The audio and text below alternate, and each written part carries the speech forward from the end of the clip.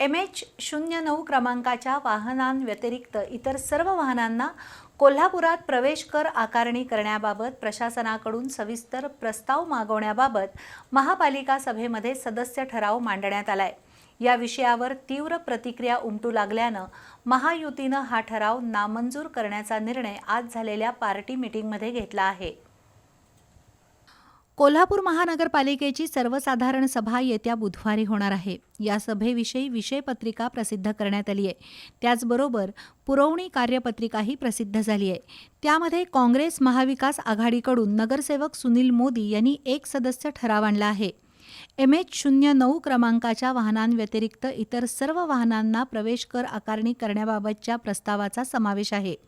मात्र प्रवेश कर आकारण्याच्या निर्णयाविरोधात विविध संस्था, संघटना आणि नागरिकांकडून तीव्र प्रतिक्रिया उमटू लागल्यामुळे हा ठराव नामंजूर करण्याचा निर्णय महायुतीच्या पार्टी मीटिंगमध्ये घेतलाय।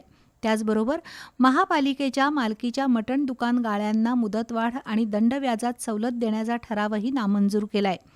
KMT पासदरात सुधारणा करण्याचा प्रस्ताव मंजूर करण्याचा निर्णय झालाय। त्याचप्रमाणे मिरजकर तिकटी इथल्या शेळके विद्या मंदिरमधील खोल्या भाड्यानं देण्याचा ठरावही नामंजूर करण्याचा निर्णय घेण्यात आला।